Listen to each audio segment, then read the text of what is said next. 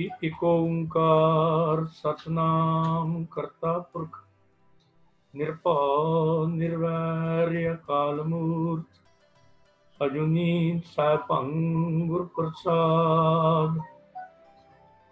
इक ओंकार सतनाम करता पुरख निरभउ निर्वैर अकाल मूर्त अजूनी सैभं गुर प्रसाद। इक ओंकार सतनाम करता पुरख निरभउ निर्वैर अकाल मूर्त अजूनी सैभं गुर प्रसाद। इक ओंकार सतनाम करता पुरख निरभउ निर्वैर अकाल मूर्त अजूनी सैभं गुर प्रसाद। इक ओंकार सतनाम करता पुरख निरभउ निर्वैर अकाल मूर्त अजूनी सैभं गुर प्रसाद। इक ओंकार सतनाम करता पुरख निरभउ निर्वैर अकाल मूर्त अजूनी सैभं गुर प्रसाद। वाहेगुरु वाहेगुरु वाहेगुरु वाहेगुरु वाहेगुरु वाहेगुरु। वाहेगुरु जी का खालसा वाहेगुरु जी की फतेह।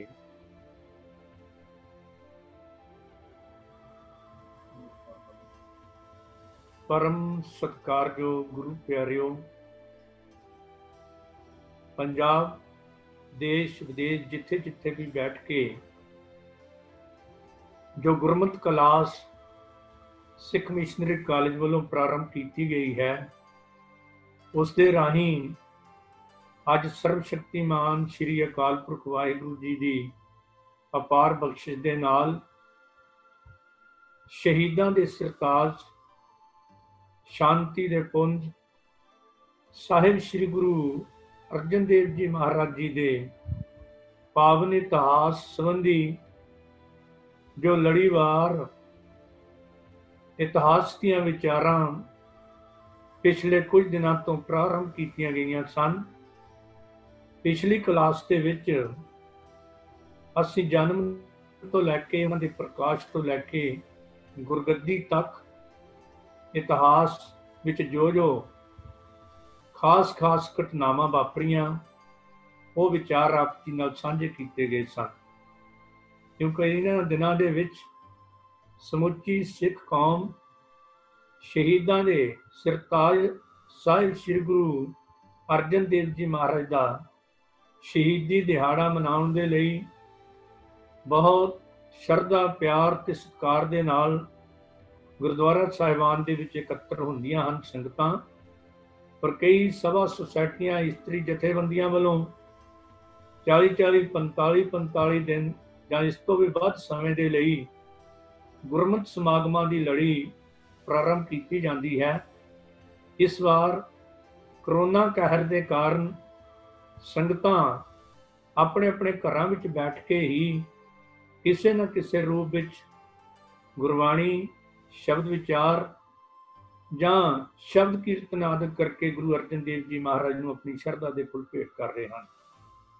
सो दास की लगी हुई ड्यूटी के मुताबिक अज असीं दूजा लैक्चर साहिब श्री गुरु अर्जन देव जी महाराज के पावन इतिहास संबंधी आप जी नाल विचार साझे करने हैं।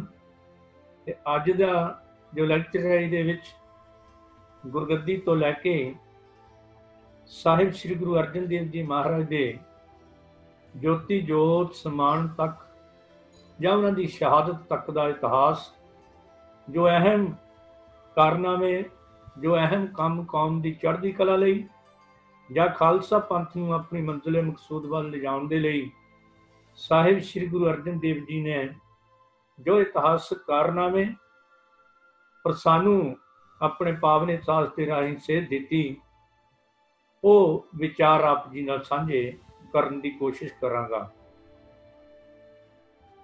ਗੁਰੂ ਅਰਜਨ ਦੇਵ ਜੀ ਮਹਾਰਾਜ ਜਾਂ ਗੁਰੂ ਨਾਨਕ ਪਾਤਸ਼ਾਹ ਦੀ ਪਾਵਨ ਜੋਤ ਦਾ ਸੰਪੂਰਨ ਇਤਿਹਾਸ, ਉਹਨਾਂ ਦੀ ਸਮੁੱਚੀ ਵਿਚਾਰਧਾਰਾ, ਉਹਨਾਂ ਦੇ ਲਾਮਿਸਾਲ ਜੀਵਨ ਫਲਸਫੇ ਬਾਰੇ ਵਿਚਾਰ ਕਰ ਸਕਣੀ ਕਿਸੇ ਵਿਅਕਤੀ ਦੇ ਵੱਸ ਦੀ ਗੱਲ ਨਹੀਂ।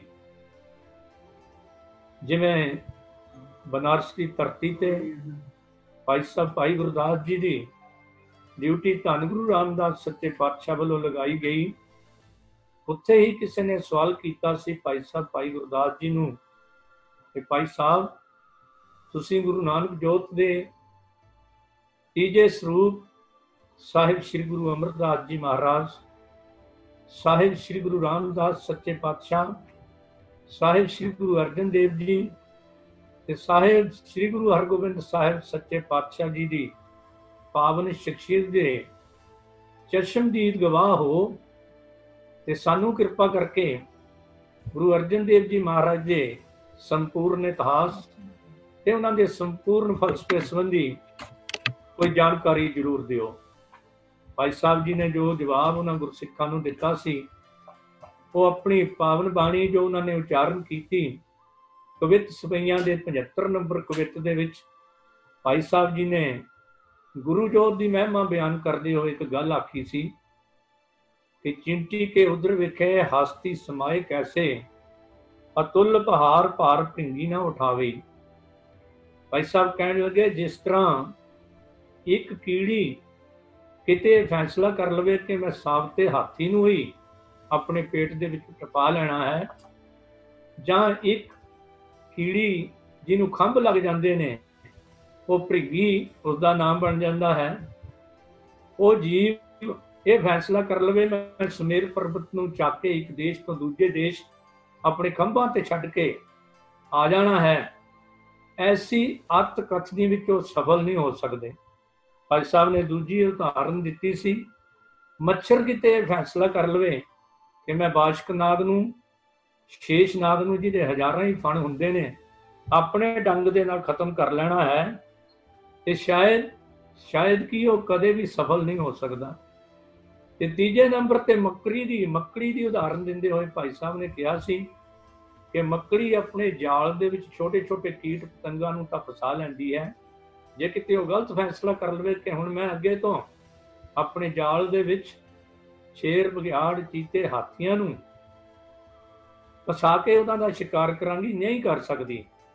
ਇਸੇ ਤਰ੍ਹਾਂ ਭਾਈ ਸਾਹਿਬ ਨੇ ਚੌਥੀ ਉਦਾਹਰਨ ਦਿੱਤੀ ਸੀ ਕਿ ਉੱਲੂ ਜੋ ਸੂਰਜ ਦੀ ਰੋਸ਼ਨੀ ਵਿੱਚ ਆਪਣੀ ਗੁਫਾ ਦੇ ਵਿੱਚੋਂ ਨਿਕਲ ਹੀ ਨਹੀਂ ਸਕਦਾ, ਉਹਦੀਆਂ ਅੱਖਾਂ ਅੰਨੀਆਂ ਹੋ ਜਾਂਦੀਆਂ ਨੇ ਸੂਰਜ ਦੇ ਚਾਨਣ ਦੇ ਨਾਲ, ਪਰ ਕਿਤੇ ਉਹ ਇਹ ਗਲਤ ਫੈਸਲਾ ਕਰ ਲਵੇ ਕਿ ਮੈਂ ਸੂਰਜ ਦੇ ਉੱਤੇ ਜਾ ਕੇ ਹੀ ਆਪਣੀ ਗੁਫਾ ਬਣਾਵਾਂਗਾ, ਤੇ ਕਦਾਚਿਤ ਵੀ ਉਹ ਸਫਲ ਨਹੀਂ ਹੋ ਸਕਦਾ। ਇੱਕ ਛੋਟਾ ਜਿਹਾ ਚੂਹਾ ਜੋ ਨਾਲੀ ਦੇ ਵਿੱਚ ਡੁੱਬ ਕੇ ਹੀ ਮਰ ਜਾਂਦਾ ਹੈ, ਉਹ ਇਹ ਫੈਸਲਾ ਕਰੇ ਕਿ ਮੈਂ 7 ਸਮੁੰਦਰਾਂ ਦੀ ਸੈਰ ਆਪਣੇ ਪੈਰਾਂ ਦੇ ਨਾਲ ਤੁਰ ਕੇ ਹੀ ਕਰਨੀ ਹੈ, ਉਹ ਵੀ 7 ਸਮੁੰਦਰਾਂ ਦੀ ਸੈਰ ਨਹੀਂ ਕਰ ਸਕਦਾ। ਇਸੇ ਤਰ੍ਹਾਂ ਕੋਈ ਵੀ ਵਿਅਕਤੀ, ਉਹ ਕਿੱਡਾ ਵੀ ਦੁਨੀਆ ਦਾ ਵੱਡੇ ਤੋਂ ਵੱਡਾ ਵਿਦਵਾਨ ਕਿਉਂ ਨਾ ਹੋਵੇ, ਜੇ ਉਹ ਇਹ ਫੈਸਲਾ ਕਰ ਲਵੇ ਕਿ ਮੈਂ ਗੁਰੂ ਪਾਤਸ਼ਾਹ ਔਰ ਗੁਰੂ ਬਰਾਬਰ ਅਕਾਲ, ਨਾਨਕ ਸੋਧੇ ਸਿਮਰਤ ਵੇਦ, ਪਾਰ ਬ੍ਰਹਮ ਗੁਰ ਨਾਹੀ ਭੇਦ, ਗੁਰੂ ਤੇ ਪਰਮੇਸ਼ਰ ਦੇ ਗੁਣਾਂ ਦਾ ਅੰਤ ਪਾ ਸਕਾਂਗਾ, ਨਹੀਂ ਪਾ ਸਕਦਾ। ਭਾਈ ਸਾਹਿਬ ਨੇ ਜੋ ਕਵਿਤ ਉਚਾਰਨ ਕੀਤਾ ਕਿ ਚਿੰਟੀ ਕੇ ਉਧਰ ਵਿਖੇ ਹਸਤੀ ਸਮਾਏ ਕੈਸੇ, अतुल पहाड़ भार भृंगी ना उठावे, मच्छर के डंग से न मारत है बाशक नाग, मकरी ना चीते जीते सर ना पुजावे, कमचर उल्लू उड़त न पहुंचे आकाशवास, मूसा तो न पैरत समुद्र पार पावे, तैसे प्रेम नेम अगम अगाध बोध, गुरमुख सागर ज्यों बूंद होए समावे। भाई इसे तरह ही गुरु जोत की महिमा, गुरु परमेश्वर की महिमा अगाध बोध है। साडा तो मकसद केवल इतना क है कि गुरु ते परमेश्वर विशाल सागर हैं ते असीं गुरु समुंद नदी सब सिखी। नदी ਤਾਂ बहुत ਵੱਡੀ चीज़ है। ਅਸੀਂ बतौर सिख एक बूंद ਦੀ ਨਹੀਂ ਆਈ ਆਪਣਾ ਜੀਵਨ ਬਸਰ ਕਰ ਸਕਦੇ ਹਾਂ, ਤੇ ਗੁਰੂ ਸਾਹਿਬਾਨ ਦੇ ਗੁਣ ਗਾਇਨ ਕਰਨ ਦਾ ਮਕਸਦ ਕੇਵਲ ਗੁਰਸਿੱਖ ਰੂਪੀ ਬੂੰਦ ਨੇ ਗੁਰੂ ਰੂਪ ਸਾਗਰ ਦੇ ਵਿੱਚ ਸਮਾਉਣ ਦੀ ਕੋਸ਼ਿਸ਼ ਕਰਨੀ ਹੈ। ਗੁਰੂ ਮਹਿਮਾ ਕਰਦੇ ਹਾਂ, ਗੁਰੂ ਦੇ ਗੁਣਾਂ ਨੂੰ ਬਿਆਨ ਕਰਦੇ ਹਾਂ, ਗੁਰ ਇਤਿਹਾਸ ਵਿੱਚੋਂ, ਗੁਰ ਫਲਸਫੇ ਵਿੱਚੋਂ, ਗੁਰਮਤਿ ਫਿਲਾਸਫੀ ਦੇ ਵਿੱਚੋਂ ਅਸੀਂ ਆਪਣੇ ਜੀਵਨ ਨੂੰ ਗੁਰੂ ਦੱਸੀ ਜੀਵਨ ਜੁਗਤ ਦੇ ਮੁਤਾਬਕ ਹੀ ਢਾਲਣਾ ਹੈ। ਸੋ ਧੰਨ ਗੁਰੂ ਅਰਜਨ ਦੇਵ ਜੀ ਮਹਾਰਾਜ ਨੇ 25 ਅਗਸਤ ਸਨ 1581 ਤੋਂ ਲੈ ਕੇ 30 ਮਈ ਸਨ 1606 ਈਸਵੀ ਤੱਕ ਗੁਰੂ ਨਾਨਕ ਪਾਤਸ਼ਾਹ ਦੀ ਪਾਵਨ ਗੁਰਗੱਦੀ ਦੀ ਅਗਵਾਈ ਕੀਤੀ ਹੈ। ਇਸ ਸਮੇਂ ਦੇ ਦੌਰਾਨ ਜੋ ਗੁਰੂ ਅਰਜਨ ਪਾਤਸ਼ਾਹ ਨੇ ਸੰਸਾਰ ਨੂੰ ਦੇਣ ਦਿੱਤੀ, ਉਹ ਆਪਣੀ ਮਿਸਾਲ ਆਪ ਹੈ। ਉਹਨਾਂ ਦੇ ਇਹਨਾਂ ਕਾਰਨਾਮਿਆਂ ਦਾ ਸੰਪੂਰਨ ਵਰਣਨ ਕਰ ਸਕਣਾ ਕਿਸੇ ਮਨੁੱਖ ਦੇ ਵੱਸ ਦੀ ਗੱਲ ਨਹੀਂ। ਸੋ ਜੋ ਗੁਰੂ ਅਰਜਨ ਪਾਤਸ਼ਾਹ ਨੇ ਸਾਨੂੰ ਸਭ ਤੋਂ ਵੱਡੀ ਦੇਣ ਦਿੱਤੀ, ਉਹ ਹੈ ਜੁਗੋ ਜੁਗ ਅਟਲ ਸਤਿਗੁਰੂ ਸ਼੍ਰੀ ਗੁਰੂ ਗ੍ਰੰਥ ਸਾਹਿਬ ਸੱਚੇ ਪਾਤਸ਼ਾਹ ਦੀ ਸੰਪਾਦਨਾ। ਸ਼੍ਰੀ ਗੁਰੂ ਗ੍ਰੰਥ ਸਾਹਿਬ ਮਹਾਰਾਜ ਜੀ ਨੂੰ ਸੰਪੂਰਨ ਕਰਕੇ ਸਤਿਗੁਰੂ ਸੱਚੇ ਪਾਤਸ਼ਾਹ ਨੇ ਗੁਰੂ ਦੇ ਆਦਰ ਸਤਿਕਾਰ ਔਰ ਗੁਰੂ ਫਿਲਾਸਫੀ, ਗੁਰਮਤਿ ਫਿਲਾਸਫੀ ਦੇ ਰੂਪ ਵਿੱਚ ਜੋ ਸੰਸਾਰ ਨੂੰ ਦੇਣ ਦਿੱਤੀ, ਉਹ ਤਾਂ ਮੁੰਦਾਵਣੀ ਦੇ ਪਾਠ ਵਿੱਚ ਰੋਜ਼ਾਨਾ ਰਹਿਰਾਸ ਸਾਹਿਬ ਦੇ ਪਾਠ ਸਮੇਂ ਅਸੀਂ ਪੜ੍ਹਦੇ ਹੀ ਹਾਂ ਕਿ ਥਾਲ ਵਿੱਚ ਤਿੰਨ ਵਸਤੂ ਪਈਓ, ਸਤ ਸੰਤੋਖ ਵਿਚਾਰੋ, ਜਿਹਦੇ ਟੂਕ ਮਾਤਰ ਅਰਥ ਕੱਲ ਭਾਈ ਸਾਹਿਬ ਭਾਈ ਹਰਜੀਤ ਸਿੰਘ ਜੀ ਨੇ ਵੀ ਇਸ਼ਾਰਾ ਕੀਤੇ ਸਨ।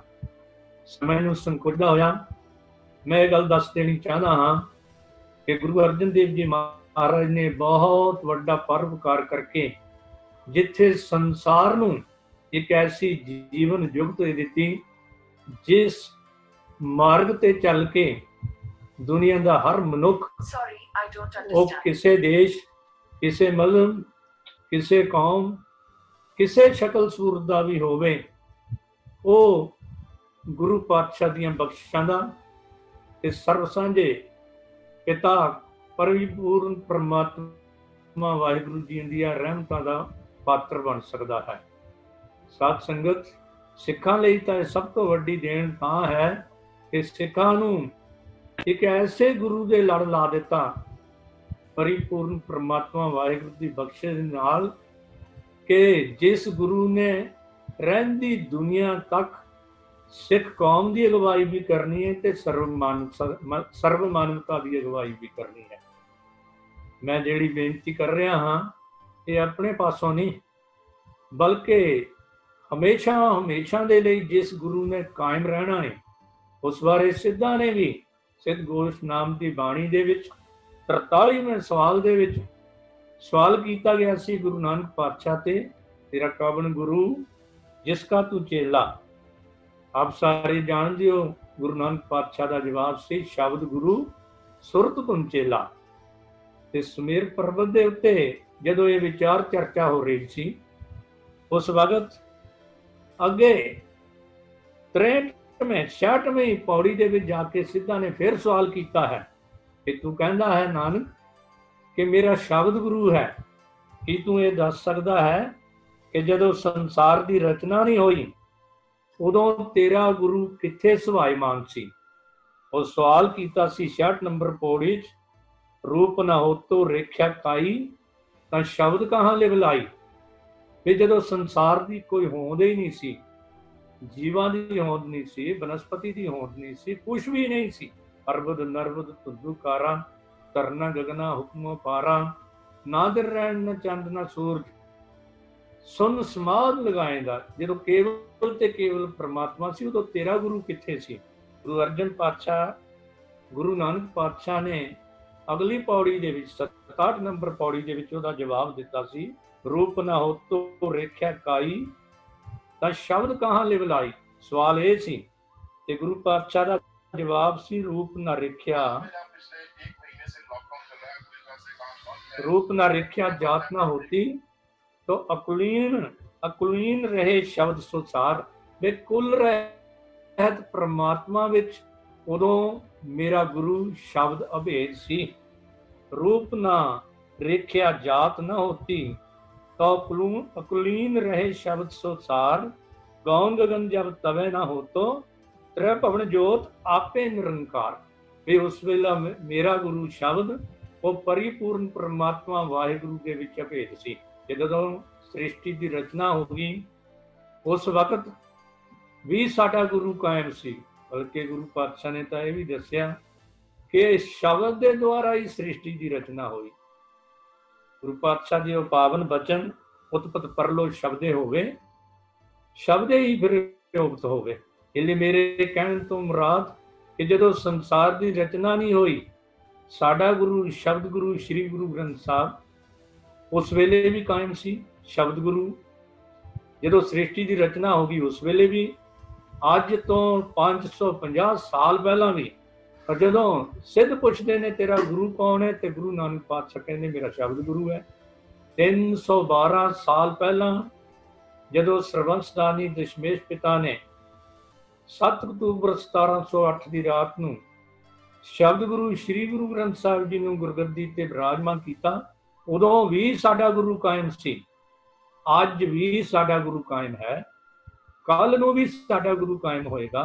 आने वाले 100 साल 1000 साल लख करोड़ अरब खरब गल की के नूं 17 सिफर ला के संख तक गिनती पहुंच जाती है, ते उस तो बाद गिनती का खात्मा हो जाता। लिखा हुए विनाश के मुताबिक असंख्या सालों तो बाद भी जदों मानवता होएगी, सृष्टि होएगी, साडा गुरु कायम होवेगा।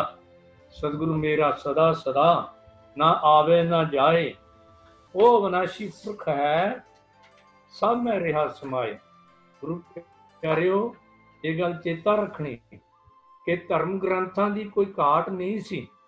जो गुरु नानक पातशाह इस संसार दे विच आए तो उस वेले ग्रंथां की कोई घाट नहीं सी, पर उन्हां ग्रंथां दे विच आम तौर ते अज तक भी असीं देखदे हां कि भावें 1600 साल एक एक ग्रंथ की संपादना वास्ते लग गया, 500 साल का समा लग गया, सदियां तक वो ग्रंथां की सिरजना होंदी रही।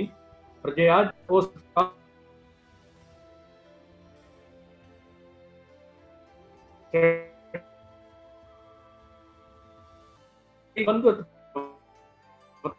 पढ़ते हाँ कि संबंधित ग्रंथां दे विच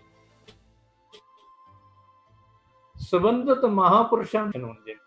अगर रामायण पढ़िए राम जी के दर्शन ही होंगे, श्री भागवता पढ़ते हाँ कृष्ण जी के दर्शन होंगे। ये अगाह वधिए बाइबल दे विच केवल ईसा जी मसीह की पवित्र आत्मा के दर्शन, कुरान दे विच हजरत मुहम्मद साहब के दर्शन, जे महात्मा बुद्ध जी का उपदेश पढ़िए तो धम्मपद जिन्होंने त्रिपिटक ग्रंथ कहा जाता, केवल महात्मा बुद्ध जी की आत्मा के दर्शन नहीं होंगे। पर गुरु अर्जन पातशाह गुरु नानक पातशाह की अपार बख्शिश सी कि बहुत लंबा समा ला के गुरु नानक पातशाह ने आप 35 महापुरुषों के विचों 34 महापुरुषों की बाणी जिहड़ी गुरु अर्जन देव जी महाराज तक पहुंची, उहदे अगर कोई गुरु ग्रंथ साहब जी महाराज के पावन दर्शन कोई मुसलमान भी आके करता है तो अपने पैगंबर अपने रहबर बाबा फरीद जी वर्गियां पाक पवित्र आत्मावां के दर्शन होंगे। कोई ब्राह्मण आके गुरु ग्रंथ साहब जी महाराज का उपदेश लेना चाहता है तो उहदे ब्राह्मण जाति नाल संबंधित भी भावें जात पात नूं कोई थां नहीं, केवल मैं ये दस देना चाहता हाँ कि खत्री ब्राह्मण शूद्र वैश्य उपदेशां वर्णा को साझा केवल ते केवल दुनिया दे विच इक्को एक ग्रंथ है। नहीं तो आम तौर पर उन्होंने ग्रंथों के विच संबंधित महापुरुषों की बाणी होने करके ही पुजारीवाद नूं ऐसा मौका मिल गया कि उन्होंने केवल अपने महापुरुषों नूं मानता तो दी, पर बाकियां वास्ते पुजारीवाद ने मलेश काफर, किसी नूं ब्राह्मण, किसी नूं खत्री, किसी नूं वैश्य, किसी नूं शूद्र कह के बुरी तरह बाकी मानवता नूं जलील किया। पर गुरु नानक पातशाह सुनी पुकार दातार प्रभ, गुरु नानक जग माहे पठाया, ਜਗਤ ਗੁਰੂ ਗੁਰੂ ਨਾਨਕ ਪਾਤਸ਼ਾਹ ਜੀ ਨੇ ਇਸ ਸੰਸਾਰ ਦੇ ਵਿੱਚ ਆ ਕੇ ਜੋ ਨਾਰਾ ਬੁਲੰਦ ਕੀਤਾ ਤੇ ਮੰਜ਼ਿਲ ਮਕਸੂਦ ਸਾਰੀ ਮਾਨਵਤਾ ਦੀ ਇੱਕ ਹੈ, ਪਰ ਰਸਤੇ ਵੱਖਰੇ ਵੱਖਰੇ ਹਨ। ਰਾਹ ਦੋਵੇਂ ਇੱਕ ਜਾਣੇ ਸੋਈ ਸਿੱਝ ਸੀ, ਕੁਫਰਾਣੇ ਪਾਇਆ ਦੱਜ ਸੀ। ਸਭ ਦੁਨੀਆ ਸੁਭਾਨ ਸੱਚ ਸਮਾਈਐ, ਸਿੱਧੈ ਦਰ ਦੀਵਾਨ ਦਰਵੀ ਨਾਈਏ। ਬਾਬਾ ਕਬੀਰ ਜੀ ਦੇ ਉਹ ਪਾਵਨ ਬਚਨ, ਅੱਲਾ ਨੂਰ ਪਾਇਆ ਕੁਦਰਤ ਕੇ ਸਭ ਬੰਦੇ, ਏਕ ਨੂਰ ਤੇ ਸਭ ਜਗ ਉਪਜਿਆ, ਕੌਣ ਭਲੇ ਕੋ ਮੰਦੇ। ਜਾਂ ਨਾ ਕੋ ਵੈਰੀ ਨਾਹੀਂ ਬਿਗਾਨਾ, ਸਗਲ ਸੰਗ ਹਮਕੋ ਬਣ ਆਈ। ਐਸੇ ਪਾਵਨ ਸਿਧਾਂਤਾਂ ਨੂੰ ਅਮਲੀ ਜਾਮਾ ਪਹਿਨਾਉਣ ਦੇ ਲਈ ਗੁਰੂ ਨਾਨਕ ਪਾਤਸ਼ਾਹ ਜੀ ਨੇ ਸਾਰੇ ਮਹਾਂਪੁਰਸ਼ਾਂ ਦੀ ਬਾਣੀ ਆਪਣੇ ਕੋਲ ਇਕੱਤਰ ਕੀਤੀ। ਗੁਰੂ ਨਾਨਕ ਪਾਤਸ਼ਾਹ ਨੇ ਉਹ ਪੋਥੀ ਗੁਰੂ ਅੰਗਦ ਦੇਵ ਜੀ ਮਹਾਰਾਜ ਦੇ ਹਵਾਲੇ, ਪੁਰਾਤਨ ਜਨਮ ਸਾਖੀ ਦੀ ਸਾਖੀ ਨੰਬਰ 57, ਤਿਤ ਮਹਿਲ ਸ਼ਬਦ ਜੋ ਹੋਆ, ਸੋ ਪੋਥੀ ਗੁਰੂ ਅੰਗਦ ਯੋਗ ਮਿਲੀ। ਗੁਰੂ ਅੰਗਦ ਦੇਵ ਜੀ ਨੇ ਉਹ ਸਾਰੀ ਬਾਣੀ ਤੇ ਆਪਣੇ 63 ਸ਼ਲੋਕ ਗੁਰੂ ਅਮਰਦਾਸ ਜੀ ਮਹਾਰਾਜ ਦੇ ਹਵਾਲੇ। ਗੁਰੂ ਅਮਰਦਾਸ ਜੀ ਮਹਾਰਾਜ ਨੇ ਆਪਣੀ ਸਾਰੀ ਬਾਣੀ 17 ਰਾਗਾਂ ਵਿੱਚ ਉਚਾਰਨ ਕਰਕੇ ਗੁਰੂ ਰਾਮਦਾਸ ਜੀ ਨੂੰ, ਤੇ ਗੁਰੂ ਰਾਮਦਾਸ ਜੀ ਨੇ 30 ਰਾਗਾਂ ਵਿੱਚ ਆਪਣੀ ਬਾਣੀ ਉਚਾਰਨ ਕਰਕੇ ਦੋਹਿਥਾ ਬਾਣੀ ਕਾ ਬੋਹਿਥਾ, ਕਲਯੁਗ ਜਹਾਜ ਅਰਜਨ ਗੁਰੂ, ਸਗਲ ਸ੍ਰੇਸ਼ਟ ਮੈਂ ਲਗਵੇ ਤਰੋ, ਧੰਨ ਗੁਰੂ ਅਰਜਨ ਦੇਵ ਜੀ ਮਹਾਰਾਜ ਦੇ ਹਵਾਲੇ ਕੀਤੀ। ਪਰ ਗੁਰੂ ਅਰਜਨ ਪਾਤਸ਼ਾਹ ਨੇ ਪਿਓ ਦਾਦੇ ਕਾ ਖੋਲ ਡਿੱਠਾ ਖਜ਼ਾਨਾ, ਤਾਂ ਮੇਰੇ ਮਨ ਪਿਆ ਨਿਦਾਨਾ। ਬਿਨਾਂ ਜਾਤ ਰੰਗ ਨਸਲ, ਬਿਨਾਂ ਕਿਸੇ ਔਰਤ ਮਰਦ ਦੇ ਵਿਤਕਰਿਆਂ ਤੋਂ, ਇਤੇ ਔਰਤ ਮਰਦਾਂ ਸਾਜੇ ਸਭ ਰੂਪ ਤੁਮਾਰੇ। ਕਬੀਰ ਪੁੰਗਰਾ ਰਾਮ ਅੱਲਾ ਕਾ ਸਭ ਗੁਰ ਪੀਰ ਹਮਾਰੇ। ਜਾਂ ਬਾਬਾ ਰਵਿਦਾਸ ਜੀ ਦੇ ਪਾਵਨ ਬਚਨ ਕਿ ਆਪਨ ਬਾਪੈ ਨਾਹੀ ਕਿਸੇ ਕੋ, ਪਾਵਨ ਕੋ ਹਰ ਰਾਜਾ। ਇਹ ਪਾਵਨ ਬਚਨ ਬਾਣੀ ਵਿੱਚ 34 ਮਹਾਂਪੁਰਸ਼ਾਂ ਦੇ ਦਰਜ ਕਰਕੇ ਇੱਕ ਤਰਤੀਬ ਦੇ ਨਾਲ ਜੋ ਸੰਸਾਰ ਨੂੰ ਇੱਕ ਵਿਲੱਖਣ ਦੇਣ ਦਿੱਤੀ, ਉਹ ਆਪਣੀ ਮਿਸਾਲ ਆਪ ਹੈ। ਸ੍ਰੀ ਗੁਰੂ ਗ੍ਰੰਥ ਸਾਹਿਬ ਜੀ ਮਹਾਰਾਜ ਕੇਵਲ ਸਦੀਵੀ ਗੁਰੂ ਹੀ ਸਾਨੂੰ ਨਹੀਂ ਦਿੱਤੇ, ਬਲਕਿ ਧੰਨ ਗੁਰੂ ਅਰਜਨ ਦੇਵ ਜੀ ਮਹਾਰਾਜ ਨੇ ਜਾਤ ਪਾਤ ਊਚ ਨੀਚ ਇਹ ਸਾਰੇ ਵਿਤਕਰੇ ਵੀ ਖਤਮ ਕਰ ਦਿੱਤੇ। ਇਹ ਤਾਂ ਸਾਧ ਸੰਗਤ ਕਿਤੇ ਆਪਣੇ ਹੀ ਦੇਸ਼ ਦੇ ਪੁਰਾਤਨ ਗ੍ਰੰਥਾਂ ਦਾ ਇਤਿਹਾਸ ਪੜ੍ਹ ਲਈਏ, ਹੈਰਾਨੀ ਹੋਵੇਗੀ ਕਿ ਸ਼ੂਦਰ ਕਹੇ ਜਾਣ ਵਾਲੇ ਲੋਕਾਂ ਤੇ ਪ੍ਰਮਾਤਮਾ ਦਾ ਭਗਤੀ ਕਰਨ ਤੇ ਵੀ ਪਾਬੰਦੀ। ਜੇ ਕਿਤੇ ਨਾਮ ਸੁਣ ਲਿਆ ਤੇ ਉਹਦੇ ਕੰਨਾਂ ਵਿੱਚ ਸਿੱਕਾ ਢਾਲ ਕੇ ਪਾ ਦਿਓ, ਉਹਨਾਂ ਦੀਆਂ ਜੀਭਾਂ ਕੱਟ ਦਿਓ। ਐਸੇ ਗ੍ਰੰਥਾਂ ਦਾ ਜੋ ਇੱਥੇ ਸੰਪਾਦਨ ਕੀਤਾ ਗਿਆ, ਜਿਹਦੇ ਵਿੱਚ ਇਹ ਪਾਬੰਦੀਆਂ ਆਇਦ ਕੀਤੀਆਂ ਗਈਆਂ ਕਿ ਕੋਈ ਸ਼ੂਦਰ ਪ੍ਰਮਾਤਮਾ ਦਾ ਭਗਤ ਪੈਦਾ ਹੀ ਨਹੀਂ ਹੋ ਸਕਦਾ। ਬਲਕਿ ਐਸੇ ਵੀ ਸ਼ਲੋਕ ਨੇ ਮਨੁ ਸਿਮਰਤੀ ਗ੍ਰੰਥਾਂ ਦੇ ਵਿੱਚ, ਜਿਹਦੇ ਵਿੱਚ ਇਹ ਲਿਖਿਆ ਹੈ ਕਿ ਪ੍ਰਮਾਤਮਾ ਦੀ ਭਗਤੀ ਦਾ ਹੱਕ ਕੇਵਲ ਤੇ ਕੇਵਲ ਬ੍ਰਾਹਮਣ ਨੂੰ ਹੈ। ਛੋਟੀ ਜਾਤ ਦਾ ਬੰਦਾ ਪ੍ਰਮਾਤਮਾ ਦਾ ਭਗਤ ਵੀ ਨਹੀਂ ਬਣ ਸਕਦਾ। ਉਹ ਇਹ ਕਹਾਣੀਆਂ ਕਰ ਦਿੱਤੀਆਂ ਆਪਣੇ ਪੈਗੰਬਰਾਂ ਨੂੰ ਵੀ ਉਹਨਾਂ ਨੇ ਇਸੇ ਲਪੇਟ ਵਿੱਚ ਲਪੇਟਿਆ ਕਿ ਸ਼ੰਭੁਕ ਨਾਮ ਦਾ ਕਤਲ ਕੇਵਲ ਇਸੇ ਕਰਕੇ ਕੀਤਾ ਗਿਆ ਕਿ ਉਹ ਸ਼ੂਦਰ ਹੋ ਕੇ ਪ੍ਰਮਾਤਮਾ ਦਾ ਨਾਮ ਜਪਦਾ ਸੀ। ਸਮੇਂ ਦੇ ਪੈਗੰਬਰ ਨੇ, ਸਮੇਂ ਦੇ ਅਵਤਾਰ ਨੇ ਆਪ ਜਾ ਕੇ ਉਸ ਦਾ ਕਤਲ ਕੀਤਾ। ਇਸ ਤਰ੍ਹਾਂ ਦੀਆਂ ਹਜ਼ਾਰਾਂ ਹੀ ਸਾਖੀਆਂ, ਇੱਥੋਂ ਤੱਕ ਕਿ ਜੇ ਕਿਸੇ ਨੇ ਸ਼ੁੱਧ ਬ੍ਰਾਹਮਣ ਬਣ ਕੇ ਪ੍ਰਮਾਤਮਾ ਦਾ ਭਗਤ ਬਣਨਾ ਹੈ ਤਾਂ ਉਹਨੂੰ 7 ਪੁਸ਼ਤਾਂ ਤੱਕ ਬ੍ਰਾਹਮਣ ਮਰਦ ਹੋਵੇ ਅਤੇ ਇਸਤਰੀ ਜਿਹੜੀ ਹੈ ਸ਼ੂਦਰ ਹੋਵੇ। ਇਸ ਜੋੜੇ ਦੀਆਂ ਲੜਕੀਆਂ ਦੀਆਂ ਲੜਕੀਆਂ, ਲੜਕੀਆਂ ਦੀਆਂ ਲੜਕੀਆਂ, ਲੜਕੀਆਂ ਦੀਆਂ ਲੜਕੀਆਂ 7 ਪੁਸ਼ਤਾਂ ਤੱਕ ਕੇਵਲ ਬ੍ਰਾਹਮਣ ਨਾਲ ਹੀ ਵਿਆਹ ਕਰਵਾਉਂਦੀਆਂ ਰਹਿਣ, ਤੇ 8ਵੀਂ ਪੁਸ਼ਤ ਜਾ ਕੇ ਸ਼ੁੱਧ ਬ੍ਰਾਹਮਣ ਹੋਏਗੀ ਤੇ ਉਹਨੂੰ ਜਾ ਕੇ ਪ੍ਰਮਾਤਮਾ ਦਾ ਨਾਮ ਜਪਣ ਦਾ ਅਧਿਕਾਰ ਹੋਏ। ਐਦਾਂ ਦੇ ਗ੍ਰੰਥਾਂ ਦੀ ਸਿਰਜਣਾ ਇੱਥੇ ਹੋਈ।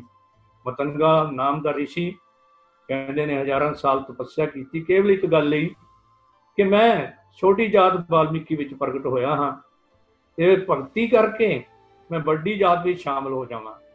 ਬ੍ਰਹਮਾ ਜੀ ਦੀ ਭਗਤੀ ਕੀਤੀ ਗਈ, ਹਜ਼ਾਰਾਂ ਸਾਲ ਕਹਿੰਦੇ ਉਹਨੂੰ ਭਗਤੀ ਕਰਨੀ ਪਈ ਜੋ ਗ੍ਰੰਥਾਂ ਦੇ ਵਿੱਚ ਲਿਖਿਆ ਹੈ, ਤੇ ਅੰਤ ਉਹਦੀ ਭਗਤੀ ਵਿੱਚ ਵਿਘਨ ਪਾਉਣ ਲਈ ਇੰਦਰ ਵਰਗਿਆਂ ਨੂੰ ਭੇਜਿਆ ਗਿਆ, ਅਪਸਰਾਂ ਨੂੰ ਭੇਜਿਆ ਗਿਆ। ਪਰ ਜਦੋਂ अपनी भगती च उहदे विघन नहीं पिया। अंत ब्रह्मा जी नूं प्रगट होना पिया, मतंगा मैं तेरी भगती तो प्रसन्न होया हाँ, मंग की मंगना है। ते मंग मतंगा ने कीती सी कि हे भगवान जे त्रुठे हो, मैं छोटी जात तो बड़ी जात में शामिल होना चाहता, मैनू ब्राह्मण बना लवो वाल्मीकि तो। ते अपने कीते हुए वायदे के मुताबिक समय दे अवतार ने कह दिता, ये तेरी मंग जिहड़ी है शास्त्रां दे विरुद्ध है। मतंगा तैनूं अजिहा करन लई ਲੱਖਾਂ जन्म लैणे पैणगे, करोड़ां साल भगती करनी पवेगी, फिर भी मैं तेरे नाले वायदा नहीं कर सकदा कि तैनूं भगत होण दा हक मिल जावे। पर इधरले पासे जगत गुरु गुरु नानक पातशाह ने एक कसवट्टी लाई। वो कसवट्टी की सी कि जे भगती ਕਰਨ ਵਾਲਾ ਇੱਕ ਪ੍ਰਮਾਤਮਾ ਵਾਹਿਗੁਰੂ ਜੀ ਦੀ ਭਗਤੀ ਕਰਦਾ ਹੈ, ਉਹਦੇ ਨਾਲ ਨਾਲ ਉਹ ਵਹਿਮਾਂ ਭਰਮਾਂ ਖੰਡਾਂ ਕਰਮ ਕਾਂਡਾਂ ਨੂੰ ਛੱਡ ਕੇ ਉਹ ਆਪ ਕਿਰਤ ਕਰਦਾ ਹੈ, ਕਿਰਤ ਕਰਦਿਆਂ ਨਾਮ ਜਪਦਾ, ਨਾਮ ਜਪ ਕੇ ਵੰਡ ਛੱਡਦਾ ਹੈ, ਤਾਂ ਬੇਸ਼ੱਕ ਤੇ ਉਹਦੇ ਕੱਪੜੇ ਫਟੇ ਹੋਏ ਹੋਣ, ਗੁਰੂ ਅਰਜਨ ਪਾਤਸ਼ਾਹ ਦੇ ਪਾਵਨ ਬਚਨ, ਉਹ ਟੁੱਟੀਆਂ ਝੁੰਗੀਆਂ ਵਿੱਚ ਵਸਦਾ ਹੋਵੇ, ਉਹਦਾ ਕੋਈ ਵੱਡੀ ਜਾਤ ਨਾ ਹੋਵੇ, ਉਹਦੀ ਕੋਈ ਸਾਰ ਵੀ ਨਾ ਲੈਂਦਾ ਹੋਵੇ, पर वो सारी सृष्टि का राजा बन जाता है जो परमात्मा की भगती कर रहा है। गुरु अर्जन पातशाह के पावन वचन, वस्ता टुट्टी झुंपड़ी चीर सब छिन्ना, जात न पात न अदरो ध्यान परमिन्ना, मित्र न हिठ तन रूपहीन की साख न सुनना, राजा सगली सृष्टि का हर नाम मन भिन्ना। गुरु नानक पातशाह ने जदों बाबा रविदास जी की बाणी, बाबा कबीर जी की बाणी, बाबा सैन जी की बाणी, बाबा पीपा जी ते बाबा रामानंद जी बाणी 1508 ईस्वी नूं बनारस की धरती ते एकत्र की। यही कसवट्टी ला के उन्हां महापुरुषों की बाणी दर्ज कर ली जो इस कसवट्टी ते पूरे उतरते सन। याद रखने वाली गल, इत्थे राजियां नूं भी बराबर का सन्मान दिता गया, क्योंकि गुरु नानक पातशाह ने परमात्मा की भगती करने वाले बारे अपनी बाणी च आप लिखिया सी कि जे वड्डी जात का परमात्मा का भगत बन गया, ਉਹਦਾ ਤਾਂ ਕਹਿਣਾ ਕੀ ਹੈ, पर जे छोटी जात का परमात्मा का भगत है तो मेरे खल दे मोजड़े ਉਹਦੇ ਲਈ हाजिर ने।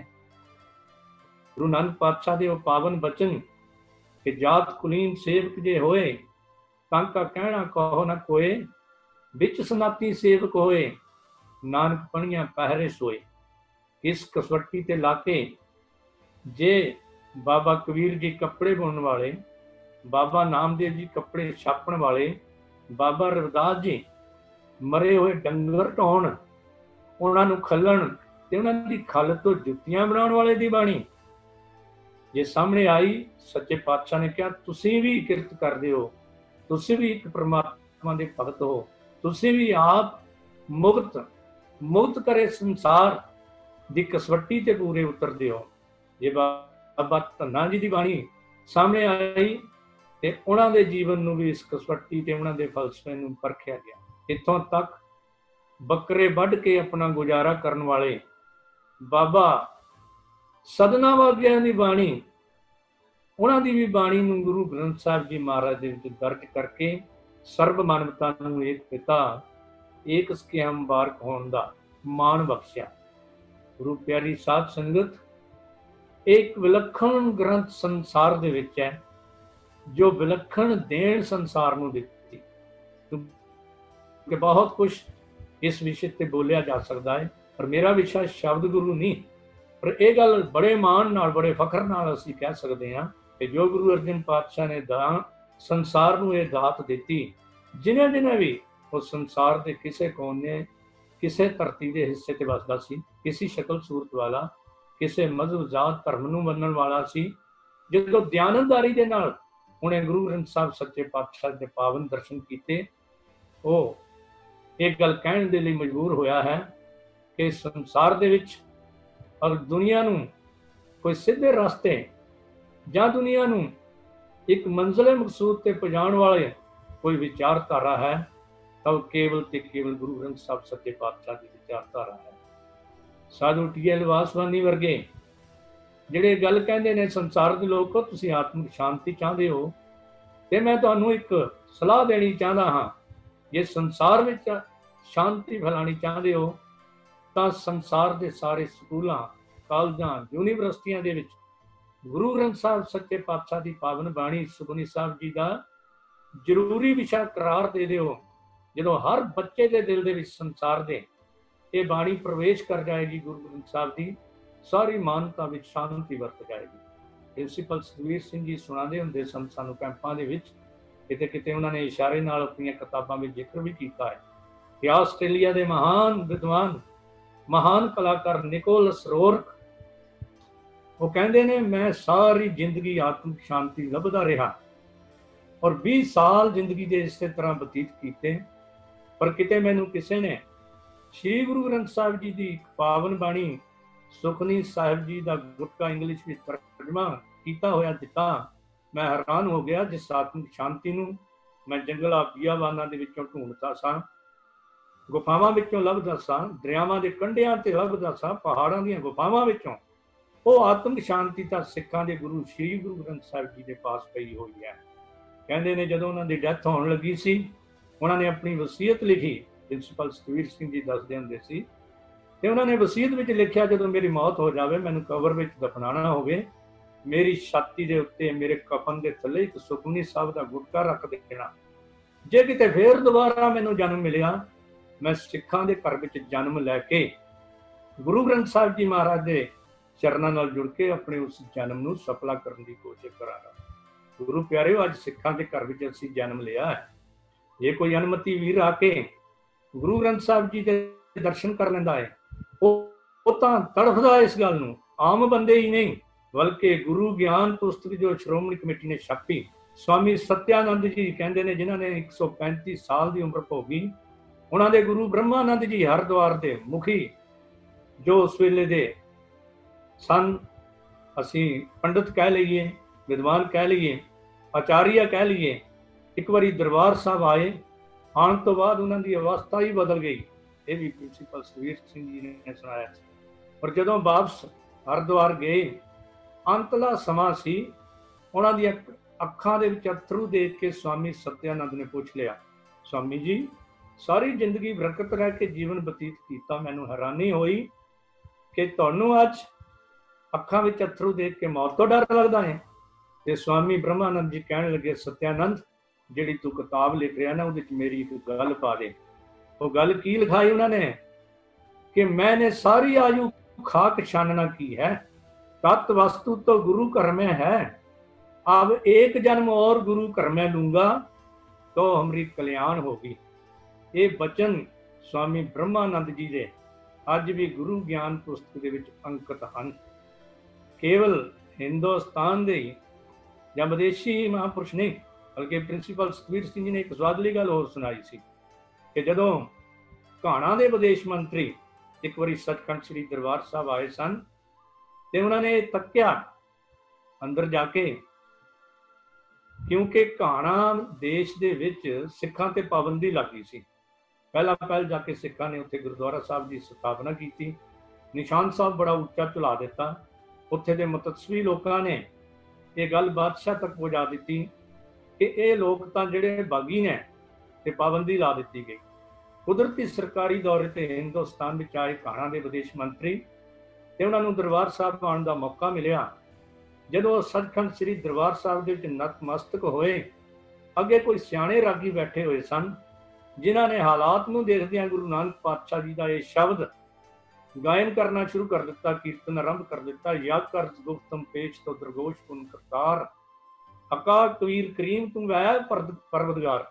हुण उन्हां दी भाषा विच सी, हैरान हो गए और नाल ही प्रमाण ऐदा दे सुने, फरीदा उठ फरीदा उजू साज सुबह निवाज गुजार, जो सिर साई ना निवे सो सिर कप उतार। ते हैरान होकर पुछण लगा, ये साडी बाणी, ये साडी बोली, ये साडी भाषा दे विच जदों दस्सिया गया कि श्री गुरु ग्रंथ साहिब जी की पावन बाणी है, ते उन्हें अपने विचार प्रगट करदियां कहा, ये तां फरिश्तियां दी कौम है। वापस गया ते अपने देश के प्रधानमंत्री हुकूमत के नाल गल की और सिखां ते पाबंदी हटा दी सी। संसार दी विश्व सुंदरी जो शहजादी डियाना, ਉਹਦਾ ਪਤੀ ਪ੍ਰਿੰਸ ਚਾਰਲਸ ਜਦੋਂ ਸੱਚਖੰਡ ਸ੍ਰੀ ਦਰਬਾਰ ਸਾਹਿਬ ਦੇ ਵਿੱਚ ਆਇਆ ਸੀ, ਪ੍ਰਿੰਸੀਪਲ ਸੁਖਬੀਰ ਸਿੰਘ ਜੀ ਕਹਿੰਦੇ ਹੁੰਦੇ ਸੀ, ਮੈਂ ਉਹਨਾਂ ਨੂੰ ਪੁੱਛਿਆ ਕਿ ਤੁਸੀਂ ਸਰਕਾਰੀ ਦੌਰੇ ਤੇ ਤਾਜ ਮਹਿਲ ਵੀ ਦੇਖਿਆ ਹੈ, ਸੱਚਖੰਡ ਸ੍ਰੀ ਦਰਬਾਰ ਸਾਹਿਬ ਦੇ ਦਫ਼ਤਰ ਦਰਸ਼ਨ ਵੀ ਕੀਤੇ ਨੇ, ਕੀ ਮਹਿਸੂਸ ਕਰਦੇ ਹੋ, ਦੋਨਾਂ ਵਿੱਚ ਕੀ ਅੰਤਰ ਹੈ? ਤੇ ਜੋ ਜਵਾਬ ਪ੍ਰਿੰਸ ਚਾਰਲਸ ਨੇ ਦਿੱਤਾ ਉਹ ਮੈਨੂੰ ਅੱਜ ਵੀ ਯਾਦ ਹੈ, ਉਹਨਾਂ ਕੋਲੋਂ ਸੁਣਿਆ ਹੋਇਆ ਪ੍ਰਿੰਸੀਪਲ ਸਾਹਿਬ ਕੋਲੋਂ। ਉਹ ਕਹਿਣ ਲੱਗਾ ਤਾਜ ਮਹਿਲ ਮੌਤ ਹੈ, ਕਿਉਂਕਿ ਉੱਥੇ 2 ਡੈਡ ਬਾਡੀਆਂ ਦਫਨਾਈਆਂ ਗਈਆਂ ਹਨ, ਇਸ ਤੋਂ ਵੱਧ ਕੁਝ ਨਹੀਂ। ਪਰ ਹਰਮੰਦਰ ਜ਼ਿੰਦਗੀ ਹੈ। ਹਰਮੰਦਰ ਸਾਹਿਬ ਦੇ ਵਿੱਚ ਆ ਕੇ ਮੁਰਦਿਆਂ ਨੂੰ ਵੀ ਜ਼ਿੰਦਗੀ ਪ੍ਰਾਪਤ ਹੁੰਦੀ ਹੈ। ਇਹ ਗੁਰੂ ਗ੍ਰੰਥ ਸਾਹਿਬ ਸੱਚੇ ਪਾਤਸ਼ਾਹ ਦੀ ਹੀ ਕਰਾਮਾਤ ਸੀ।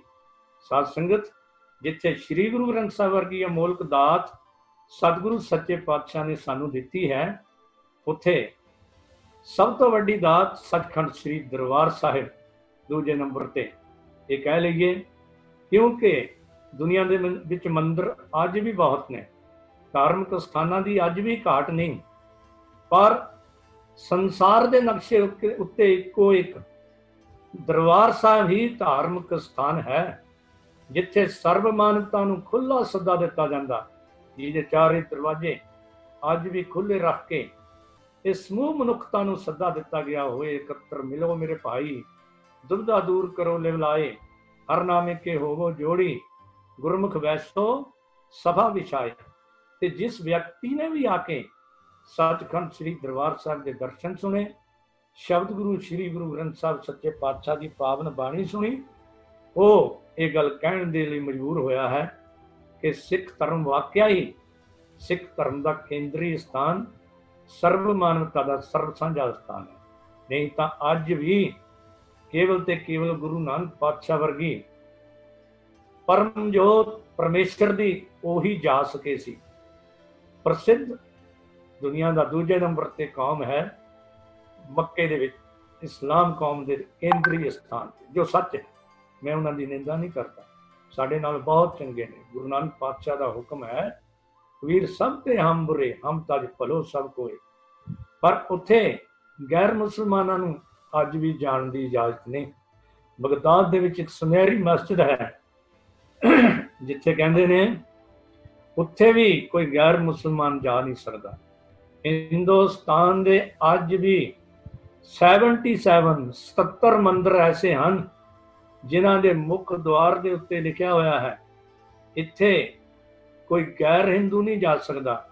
ਇਹਨਾਂ ਮੰਦਿਰਾਂ ਦੇ ਵਿੱਚ ਅੱਜ ਵੀ ਔਰਤਾਂ ਸ਼ਾਮਲ ਨਹੀਂ ਹੋ ਸਕਦੀਆਂ, ਬਲਕਿ ਹਿੰਦੁਸਤਾਨ ਦੀ ਪ੍ਰਧਾਨ ਮੰਤਰੀ ਸ਼੍ਰੀਮਤੀ ਇੰਦਰਾ ਗਾਂਧੀ ਸਾਰੀ ਜ਼ਿੰਦਗੀ ਤਰਸਦੀ ਰਹੀ ਕਿ ਬਦਰੀ ਨਾਰਾਇਣ ਦੇ ਦਰਸ਼ਨ ਕਰ ਲਵਾਂ, ਪਰ ਪੰਡਿਆਂ ਨੇ ਇਜਾਜ਼ਤ ਨਹੀਂ ਦਿੱਤੀ, ਕਿਉਂਕਿ ਔਰਤ ਉੱਥੇ ਸ਼ਾਮਲ ਨਹੀਂ ਹੋ ਸਕਦੀ ਸੀ।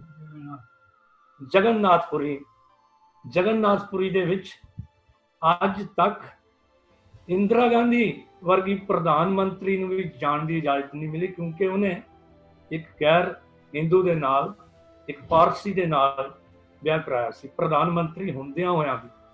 ਅੱਜ ਵੀ ਬਾਬਾ ਬਾਲਕ ਨਾਥ ਦੇ ਮੰਦਿਰ ਹਜ਼ਾਰਾਂ ਦੀ ਗਿਣਤੀ ਵਿੱਚ ਸਾਡੇ ਇਲਾਕੇ ਵਿੱਚ ਨੇ। ਹੋਰ ਬਹੁਤ ਸਾਰੇ ਐਸੇ ਮੰਦਿਰ ਨੇ ਜਿੱਥੇ ਔਰਤਾਂ ਨੂੰ ਜਾਣ ਦਾ ਹੱਕ ਨਹੀਂ, ਜਿੱਥੇ ਸ਼ੂਦਰਾਂ ਨੂੰ ਜਾਣ ਦਾ ਹੱਕ ਨਹੀਂ, ਪਰ ਕੇਵਲ ਤੇ ਕੇਵਲ ਸੱਚਖੰਡ ਸ੍ਰੀ ਦਰਬਾਰ ਸਾਹਿਬ ਹੈ, ਜਿੱਥੇ ਕੋਈ ਵੀ ਆ ਜਾਵੇ। ਧੰਨ ਗੁਰੂ ਅਰਜਨ ਦੇਵ ਜੀ ਮਹਾਰਾਜ ਨੇ ਆਪ ਐਲਾਨ ਕੀਤਾ ਸੀ, ਸੰਤੋ ਰਾਮਦਾਸ ਸਰੋਵਰ ਨੀਕਾ, ਜੋ ਨਹਾਵੇ ਸੋ ਕੁਲ ਤਰਾਵੇ, ਉਧਾਰ ਹੋਆ ਹੈ ਜੀ ਕਾ। ਇਸ ਸੰਸਾਰ ਦੇ ਲੋਗੋ, ਮੈਂ ਇੱਕ ਐਸਾ ਸਰੋਵਰ ਤਿਆਰ ਕੀਤਾ ਹੈ, ਪਰਮਾਤਮਾ ਦੇ ਭਗਤਾਂ ਦਾ ਸਰੋਵਰ। ਉਹ ਗੁਰੂ ਗ੍ਰੰਥ ਸਾਹਿਬ ਦੇ ਰੂਪ ਵਿੱਚ ਵੀ ਹੈ ਤੇ ਸਾਖਸ਼ਾਤ ਰੂਪ ਦੇ ਵਿੱਚ ਸੱਚਖੰਡ ਸ੍ਰੀ ਦਰਬਾਰ ਸਾਹਿਬ ਦਾ ਸਰੋਵਰ ਵੀ ਹੈ। ਸ੍ਰੀ ਗੁਰੂ ਗ੍ਰੰਥ ਸਾਹਿਬ ਜੀ ਦੇ ਸਰੋਵਰ ਵਿੱਚ ਵੀ ਜੋ ਨਹਾਵੇ, ਜੱਟ ਨਹਾਵੇ, ਸ਼ੂਦਰ ਨਹਾਵੇ, ਬ੍ਰਾਹਮਣ ਨਹਾਵੇ, ਈਸਾਈ, ਮੁਸਲਮਾਨ, ਕੋਈ ਵੀ ਆ ਕੇ ਉਹ ਸਰਬ ਸਾਂਝੇ ਪਿਤਾ ਦਾ ਬਖਸ਼ਿਸ਼ਾਂ ਦਾ ਪਾਤਰ ਬਣ ਸਕਦਾ। ਜੋ ਨਹਾਵੇ ਸੋ ਕੁਲ ਤਰਾਵੇ, ਉਧਾਰ ਹੋਆ ਹੈ ਜੀ ਕਾ। ਇਸੇ ਨਾਲ ਸੰਬੰਧਿਤ ਮੈਨੂੰ ਗੱਲ ਯਾਦ ਆ ਗਈ। 1935 ਦੇ ਵਿੱਚ ਸਾਡੇ ਮਹਾਨ ਦਲਿਤ ਨੇਤਾ ਡਾਕਟਰ ਅੰਬੇਦਕਰ ਜੀ, ਜਿਨ੍ਹਾਂ ਨੇ ਹਿੰਦੁਸਤਾਨ ਦਾ ਸੰਵਿਧਾਨ ਰਚਿਆ, और जो सचखंड श्री दरबार साहब आए ने, उन्होंने प्यास लगी तो एक छबील के कोने में जाके उन्होंने पानी पीता। पूछया गाइड तो, मैं पानी पी सकता हाँ? उन्होंने उही बाटी चक्की, पानी पीता। सेवादार ने बड़ी शरधा नाल वो बाटी पकड़ी ते मुड़ के उन्हां बाटियां दे विच सारे भांडियां दे विच रख के हैरान होकर डॉक्टर साहब ने पूछया सी, ये बाटी तुसी एक शूद्र के मूँह नूं लगी हुई विचे रख दिती? जो दस्या गाइड ने कि सिख धर्म दे विच कोई शूद्र नहीं, कोई खतरी नहीं, कोई ब्राह्मण नहीं, इत्थे तां एक पिता एक सके अंबारक, तू मेरा गुरहाई, ते सरोवर दे विच भी मैं इशनान कर सकदा हां? उन्हां दा दूजा सवाल सी। गाइड ने दस्या कोई शक वाली गुंजाइश नहीं, जरूर कर सकते हो। अंदर जाके मत्था टेकिया ते बाबा रविदास जी के पावन शब्द उन्होंने कीर्तन के राही सुनाए गए। बाद विच लंगर विच गए, इको पंगत विच बैठ के कहते ने उस वेले डॉक्टर अंबेडकर जी ने एक गल आखी सी प्रैस नूं संबोधन करदियां होया कि मैं हिंदू धर्म दे विच पैदा होया हाँ, पर हिंदू धर्म दे विच मरांगा नहीं, क्योंकि हिंदू धर्म दे विच शूद्रां नाल बहुत बुरा व्यवहार किया जाता है। इसलिए मैं सिख धर्म दे विच प्रवेश करना चाहता हाँ। अगले साल 1936 दे विच सरदार नारायण सिंह जी ने लिखा, डॉक्टर जगतार सिंह जी जाजक की पुस्तक जिहड़ी आई है बड़ी पढ़ने वाली है। मैं सारे पंथ नूं बेनती करांगा कि श्री गुरु ग्रंथ साहिब जी की सर्वोत्तमता उहदे विच सारे पक्ष बयान किए गए। उन्होंने लिखा है कि डॉक्टर अंबेडकर जी 1936 की विसाखी वाले दिन सिर उत्ते दस्तार सजा के अपने सर्व हिंद सिख कन्वेंशन जिहड़ी हो रही सी श्री अमृतसर जी विच, उस दे विच शामिल भी होए ने। ते उहदे विच शामिल होने वेले उन्होंने अपने भतीजे नूं अमृत भी छकाया और यह ऐलान किया कि जे समाज के करोड़ों शूद्र कहे जाने वाले लोग सिख धर्म दे विच प्रवेश कर जाण तां उन्हां दे सदियां दे पे होए गुलामी दे संगल जिहड़े आ वो अपने आप कट्टे जाणगे और इस सदियां तो लताड़े जा रहे लोग अणख गैरत ते इज्जत की जिंदगी बतीत करन दा इन्हां नूं समा मिल जाएगा। मैं अपने भाईचारे नूं बेनती करदा हाँ कि तमाम सिख धर्म विच प्रवेश कर दो। और उस वेले हिंदुस्तान के महान नेता महात्मा गांधी जी जो अपनी यंग इंडिया अखबार चलाते होंगे सन, उन्होंने डॉक्टर अंबेडकर जी ने इस गल तो रोकने की कोशिश की, धुआंधार प्रचार आरंभ दिता और उहदे विच लिखिया कि डॉक्टर अंबेडकर जी जे चाहण ईसाई बन सकते हैं, वो मुसलमान बन सकते हैं। पर डॉक्टर साहब का जवाब सी कि विदेशी धर्म हैं, मैं देश नूं आज़ाद करवाना चाहता हाँ, पर नाल नाल अपने भाईचारे शूद्र कहे जाने वाले लोगों नूं भी आज़ाद करवाना चाहता हाँ। ते उस वेले यंग इंडिया अखबार दे विच महात्मा बुद्ध जी ने यह ऐलान महात्मा गांधी जी ने यह ऐलान कर दिता कि जे शूद्र भाईचारा सिख धर्म विच प्रवेश करता है तां वो हिंदू धर्म तो पतित समझा जाएगा। जे डॉक्टर अंबेडकर जी मेरी सलाह ना मने तो मैं मरण वर्त रख के इन्हां दा विरोध करांगा। महात्मा बुद्ध जी नूं यह सलाह दी गई, तुसीं बौद्धी बन सकते हो, कोई और धर्म अख्तियार कर लो, पर सिख धर्म वास्ते सहमति महात्मा गांधी जी ने नहीं दी। उस वेले डॉक्टर अंबेडकर जी ने सिख आगुआं नूं यह बेनती की कि मैं चाहता हाँ मेरा भाईचारा जिहड़ा है वो एजुकेट होवे, इसलिए बंबई दे विच महाराष्ट्र की धरती ते कॉलेज भी चालू किया जाए। सिख कौम ने उन्होंने इस मंग नूं प्रवान किया। अज तक वो खालसा कॉलेज बंबई की धरती ते मुंबई की धरती ते अज तक चलिया होया है, जिहदे ते करोड़ों रुपए अज भी खर्चे जा रहे। और दूजे नंबर ते उन्होंने मंग की सी मैं प्रैस भी लानी चाहता हाँ, जनता नां दा अखबार वो चालू करना चाहते सी ते पंथक आगुआं ने प्रवानगी दी और सारा खर्चा प्रैस का वो आप उन्होंने प्रवान कर लिया डॉक्टर अंबेडकर जी की यह मंग मन के। पर इत्थों जाण तो बाद पता नहीं की दबाव पिया और उल्टा प्रैस मीडिया दे विच सिखां नूं ही बदनाम करना शुरू कर दिता कि डॉक्टर अंबेडकर जी ਮੰਗ ਨਹੀਂ ਮੰਨੀ। ਉਹਨਾਂ ਨੇ ਕਿਹਾ ਸੀ ਕੋਈ ਲੜਕੀ ਮੈਨੂੰ ਦਿਓਗੇ, ਰਿਸ਼ਤੇ ਨਾਤੇ ਕਰੋਗੇ। ਐਦਾਂ ਦੀਆਂ ਗੱਲਾਂ ਉਡਾ ਕੇ ਫਿਰ ਸਿੱਖ ਆਗੂਆਂ ਨੂੰ ਬਦਨਾਮ ਕੀਤਾ। ਅੱਜ ਸਾਡਾ ਸਿੱਖ ਭਾਈਚਾਰਾ ਹੀ ਆਪਣੇ ਸਿੱਖ ਆਗੂਆਂ ਦੀ ਇਸ ਗੱਲ ਤੇ ਨਿੰਦਾ ਕਰ ਰਿਹਾ ਹੈ ਕਿ ਜੋ ਗੁੰਮਰਾਹਕੁਨ ਪ੍ਰਚਾਰ ਸਾਡੇ ਵਿਰੋਧੀਆਂ ਨੇ ਕੀਤਾ ਸੀ ਉਹਦਾ ਸ਼ਿਕਾਰ ਹੋ ਕੇ ਇਹ ਸਾਡੀ ਬਦਕਿਸਮਤੀ ਹੈ। ਮੈਂ ਬੇਨਤੀ ਕਰਾਂਗਾ ਸਮੁੱਚੇ ਸ਼ੂਦਰ ਕਹਿ ਜਾਣ ਵਾਲੇ ਭਾਈਚਾਰੇ ਨੂੰ, ਜਦੋਂ ਮਹਾਤਮਾ ਗਾਂਧੀ ਜੀ ਦੇ ਸਾਹਮਣੇ ਇੱਕ ਸ਼ਰਤ ਰੱਖੀ ਸੀ, ਡਾਕਟਰ ਅੰਬੇਦਕਰ ਜੀ ਨੇ, ਮੈਂ ਤੁਹਾਡੀ ਗੱਲ ਮੰਨ ਲੈਂਦਾ, ਮੈਂ ਹਿੰਦੂ ਧਰਮ ਦੇ ਵਿੱਚ ਪੈਦਾ ਹੋਇਆ, ਮਰਾਂਗਾ, ਨਹੀਂ ਤਾਂ ਮੈਂ ਕੋਈ ਹੋਰ ਧਰਮ ਤਿਆਰ ਕਰਨਾ ਹੈ। ਉਹ ਮੇਰੀ ਮੰਗ ਇਹ ਹੈ ਕਿ ਸਾਡੇ ਇੱਕ ਸ਼ੂਦਰ ਭਾਈਚਾਰੇ ਵਿੱਚੋਂ ਇੱਕ ਬੰਦੇ ਨੂੰ ਆਪਣਾ ਆਚਾਰੀਆ ਮੰਨ ਲਓ। 300 ਵੱਡੀ ਜਾਤ ਦੇ ਲੋਕ ਰੋਜ਼ਾਨਾ ਸਵੇਰੇ ਉੱਠ ਕੇ ਉਸ ਸ਼ੂਦਰ ਆਚਾਰੀਆ ਨੂੰ 300 ਬ੍ਰਾਹਮਣ ਉੱਠ ਕੇ ਜੇ ਮੱਥਾ ਟੇਕਿਆ ਕਰਨਗੇ ਤਾਂ ਮੈਂ ਇਸੇ ਧਰਮ ਨੂੰ ਦੇ ਵਿੱਚ ਰਹਾਂਗਾ ਔਰ ਹੋਰ ਧਰਮ ਨੂੰ ਤਬਦੀਲ ਨਹੀਂ ਕਰਾਂਗਾ। ਕਹਿੰਦੇ ਨੇ ਉਸ ਵੇਲੇ ਦੇਸ਼ ਦੇ ਨੇਤਾਵਾਂ ਨੇ ਕਿਹਾ, ਡਾਕਟਰ ਸਾਹਿਬ ਤੁਹਾਡੀ ਇਸ ਗੱਲ ਨੂੰ ਕਿਸੇ ਨੇ ਮੰਨਣਾ ਹੈ? ਤੁਸੀਂ ਕਾਹਨੂੰ ਬੱਚਿਆਂ ਵਾਲੀਆਂ ਗੱਲਾਂ ਕਰਦੇ ਹੋ? ਆਪਣਾ ਧਰਮ ਤਬਦੀਲ ਨਾ ਕਰੋ। ਉਹਨਾਂ ਦੀ ਮੰਗ ਨਹੀਂ ਮੰਨੀ ਗਈ।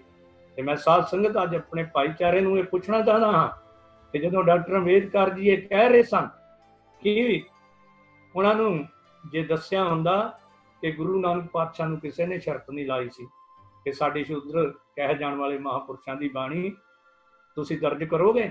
ਗੁਰੂ ਨਾਨਕ ਪਾਤਸ਼ਾਹ ਨੇ ਆਪ ਇਹ ਐਲਾਨ ਕੀਤਾ, ਨੀਚਾ ਅੰਦਰ ਨੀਚ ਜਾਤ, ਨੀਚੀ ਹੂੰ ਨੀਚ, ਨਾਨਕ ਤਿਨ ਕੇ ਸੰਗ ਸਾਥ, ਵੱਡਿਆਂ ਸਿਰ ਕਿਆ ਰੀਸ, ਜਿੱਥੇ ਨੀਚ ਸੰਭਾਲੀਆਂ ਇੱਥੇ ਨਜ਼ਰ ਤੇਰੀ ਬਖਸ਼ੀਸ਼।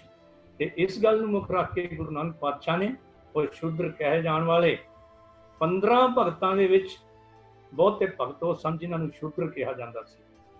ਬਾਬਾ ਧੰਨਾ ਜੀ, ਬਾਬਾ ਕਬੀਰ ਜੀ, ਬਾਬਾ ਨਾਮਦੇਵ ਜੀ, ਬਾਬਾ ਸੈਣ ਜੀ, ਬਾਬਾ ਸਦਨਾ ਜੀ ਵਰਗੇ ਕਿੰਨੇ ਮਹਾਂਪੁਰਸ਼ ਜਿਨ੍ਹਾਂ ਨੂੰ ਸ਼ੂਦਰ ਕਹਿ ਕੇ ਆਪ ਕਹਿੰਦੇ ਨੇ ਬਾਬਾ ਨਾਮਦੇਵ ਜੀ ਕਿ ਸ਼ੂਦ ਸ਼ੂਦ ਕਰ ਮਾਰ ਉਠਾਇਓ ਕਹਾਂ ਕਹਾਂ ਵੀ ਉਠਾ।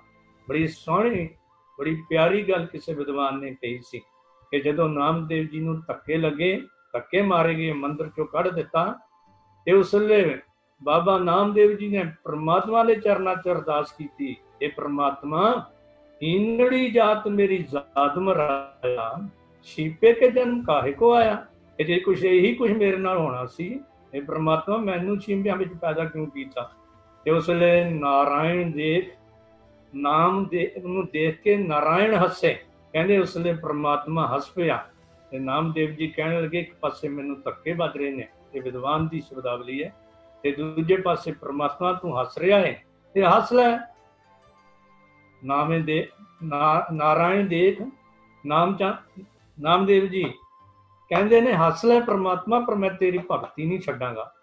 ਤੇ ਪ੍ਰਮਾਤਮਾ ਕਹਿਣ ਲੱਗਾ, ਨਾਮਦੇਵ ਮੈਂ ਤੇਰੀ ਤੋਹੀਨ ਦੇਖ ਕੇ ਨਹੀਂ ਹੱਸ ਰਿਹਾ, ਮੈਂ ਇਹ ਕਹਿ ਰਿਹਾ ਹਾਂ ਕਿ ਜਿੰਨੇ ਕੁ ਧੱਕੇ ਵੱਜਣੇ ਸੀ ਤੈਨੂੰ ਵੱਜ ਗਏ ਨੇ, ਹੁਣ ਮੈਂ ਤੈਨੂੰ ਗੁਰੂ ਨਾਨਕ ਦੀ ਗੋਦੀ ਵਿੱਚ ਬਿਠਾਵਾਂਗਾ, ਜਿੱਥੋਂ ਦੁਨੀਆ ਦੀ ਕੋਈ ਤਾਕਤ ਸ਼ੂਦਰ ਕਹਿ ਜਾਣ ਵਾਲੇ ਲੋਕਾਂ ਨੂੰ ਨਿਕਾਲ ਨਹੀਂ ਸਕੇਗੀ, ਪਰ ਆਪਣੀ ਜਾਨ ਕੁਰਬਾਨ ਕਰ ਦਵਾਂ। ਸਾਧ ਸੰਗਤ, ਵਾਕਿਆ ਹੀ ਗੁਰੂ ਅਰਜਨ ਦੇਵ ਜੀ ਮਹਾਰਾਜ ਨੇ ਬਾਬਾ ਰਵਿਦਾਸ ਜੀ ਦੀ ਪਾਵਨ ਬਾਣੀ, ਬਾਬਾ ਕਬੀਰ ਜੀ ਦੀ ਬਾਣੀ, ਸਦਨਾ ਜੀ, ਨਾਮਦੇਵ ਜੀ, ਸੈਣ ਜੀ ਦੀ ਬਾਣੀ, ਜੱਟਾਂ ਵਿੱਚ ਸ਼ੁੱਧ ਕਹਿ ਜਾਣ ਵਾਲੇ ਜੱਟਾਂ ਵਿੱਚੋਂ ਬਾਬਾ ਧੰਨਾ ਜੀ ਦੀ ਬਾਣੀ ਜਿਹੜੀ ਹੈ ਉਹ ਦਰਜ ਕਰਕੇ ਬਹੁਤ ਵੱਡੀ ਕਰੋਪੀ ਸਹਿੜੀ ਪੁਜਾਰੀ ਜਾਤੀ, ਪਰ ਸਤਿਗੁਰੂ ਜੀ ਨੂੰ ਇਸੇ ਕਰਕੇ ਤੱਤੀ ਤਵੀ ਤੇ ਬਿਠਾ ਕੇ ਉਬਲ ਦੀ ਦੇਗ ਚ ਵਾਲ ਕੇ ਤੱਤੀ ਰੇਤ ਸੀਸ ਤੇ ਪਾ ਕੇ ਅਨੇਕਾਂ ਕਾਰਨਾਂ ਦੇ ਵਿੱਚੋਂ ਇਹ ਸਾਡੇ ਹੀ ਦੇਸ਼ ਦਾ ਜੋ ਪੁਜਾਰੀਵਾਦ ਸੀ ਇਸੇ ਗੱਲ ਤੇ ਨਾਰਾਜ਼ ਸੀ ਕਿ ਜਿਨ੍ਹਾਂ ਲੋਕਾਂ ਦੇ ਸਿਰ ਤੇ ਸਾਡਾ ਮੰਡਾ ਹਲਵਾ ਚੱਲਦਾ ਹੈ, ਅਸੀਂ ਵਧੀਆ ਖਾਣਾ ਖਾਂਦੇ ਉਹਨਾਂ ਨੂੰ ਬਰਾਬਰ ਦੀ ਸਰਦਾਰੀ ਦੇ ਦਿੱਤੀ। ਤੇ ਗੁਰੂ ਅਰਜਨ ਦੇਵ ਜੀ ਮਹਾਰਾਜ ਨੇ ਇਹਨਾਂ ਮਹਾਂਪੁਰਸ਼ਾਂ ਦੀ ਬਾਣੀ ਦਰਜ ਕਰ ਸਭ ਤੋਂ ਵੱਡਾ ਪਰਉਪਕਾਰ ਧੰਨ ਗੁਰੂ ਗੋਬਿੰਦ ਸਿੰਘ ਸੱਚੇ ਪਾਤਸ਼ਾਹ ਨੇ 7 ਅਕਤੂਬਰ 1708 ਦੀ ਰਾਤ ਨੂੰ ਜਦੋਂ ਸਿੱਖਾਂ ਨੇ ਪੁੱਛ ਕੀਤੀ ਸੀ ਸੱਚੇ ਪਾਤਸ਼ਾਹ ਅੱਗੇ ਪੰਥ ਦੀ ਅਗਵਾਈ ਲਈ ਕੌਣ ਗੁਰੂ ਨਿਯਤ ਕੀਤਾ ਹੈ, ਤੇ ਧੰਨ ਗੁਰੂ ਗੋਬਿੰਦ ਸਿੰਘ ਜੀ ਮਹਾਰਾਜ ਨੇ ਉਸ ਵੇਲੇ ਹੁਕਮ ਕੀਤਾ ਸੀ ਆਤਮਾ ਗ੍ਰੰਥ ਵਿੱਚ, ਸਰੀਰ ਪੰਥ ਵਿੱਚ, ਆਪਨ ਪਾਹੋਂ ਖਾਲਸੇ ਸੌਂਪਾ ਦੁਤੀਏ ਸਰੂਪ ਸਤਿਗੁਰੂ ਗੁਰੂ ਗ੍ਰੰਥਾ, ਤੇ ਮੈਂ ਆਪਣਾ ਆਪ ਖਾਲਸੇ ਚ ਸਮੋ ਲਿਆ, इन्हीं की कृपा के सजे आम या सेव करी नहीं की भावत और की सेव सुहात ना जी को। इन्हां नूं लोकी कहंदे सी शूद्र ने, कमी ने, कमीन ने, इन्हां ते आ पाबंदियां, ये भगत नहीं बन सकदे, ਉਹਨਾਂ ਨੂੰ ਗੁਰਗੱਦੀ ਦਾ ਵਾਰਸ ਬਣਾ ਦਿੱਤਾ। ਆਤਮਾ ਗ੍ਰੰਥ ਵਿੱਚ ਕਹਿ ਕੇ ਬਾਬਾ ਰਵਿਦਾਸ ਜੀ ਨੂੰ ਸਤਿਗੁਰੂ ਹੋਣ ਦਾ ਮਾਣ ਬਖਸ਼ਿਆ। ਉਦਾਂ ਦੇ ਬਾਕੀ ਸਾਰੇ ਸ਼ੂਦਰ ਕਹੇ ਜਾਣ ਵਾਲੇ ਭਾਈਚਾਰੇ ਨੇ, ਜੇ ਅੱਜ ਉਹ ਸਤਿਗੁਰੂ ਕਹਾ ਰਹੇ ਨੇ ਤਾਂ ਇਹ ਦੇਣ ਵੀ ਗੁਰੂ ਗੋਬਿੰਦ ਸਿੰਘ ਸੱਚੇ ਪਾਤਸ਼ਾਹ ਦੀ, ਇਹ ਗੁਰੂ ਨਾਨਕ ਪਾਤਸ਼ਾਹ ਦੀ ਜੋਤ ਹੈ, ਇਹ ਧੰਨ ਗੁਰੂ ਅਰਜਨ ਦੇਵ ਜੀ ਮਹਾਰਾਜ ਦੀ ਦੇਣ ਹੈ। ਸਾਧ ਸੰਗਤ, ਇਹ ਗੱਲ ਚੇਤੇ ਰੱਖਣ ਵਾਲੀ, ਇਹਨਾਂ ਗੱਲਾਂ ਨੂੰ ਪ੍ਰਚਾਰਨ ਦਾ ਸਮਾਂ ਸੀ। ਸਾਡੀ ਬਦਕਿਸਮਤੀ, ਅੱਜ ਬੜੇ ਟੀਵੀ ਚੈਨਲ ਚੱਲੇ ਹੋਏ ਨੇ ਸਿੱਖਾਂ ਦੇ, ਪਰ ਅਫਸੋਸ ਉਹ ਦੁਸ਼ਮਣ ਦੀਆਂ ਚਾਲਾਂ ਵਿੱਚ ਆ ਕੇ ਦੁਸ਼ਮਣ ਦੇ ਲਿਖੇ ਇਤਿਹਾਸ ਨੂੰ ਹੀ ਸੁਣਨ ਸੁਣਾਉਣ ਕਰਕੇ ਆਪਣੇ ਸਿੱਖ ਭਾਈਚਾਰੇ ਦੇ ਉਹ ਦੁਸ਼ਮਣ ਬਣ ਚੁੱਕੇ ਨੇ। ਉਹ ਇੱਕ ਦੂਜੇ ਵੱਲ ਉਹਨਾਂ ਦੀਆਂ ਤੋਪਾਂ ਜਿਹੜੀਆਂ ਨੇ ਆਪਣੇ ਭਾਈਆਂ ਨੂੰ ਖਤਮ ਕਰਨ ਵਾਸਤੇ ਹੀ ਜਿਹੜੀਆਂ ਉਹ ਚੱਲ ਰਹੀਆਂ ਨੇ।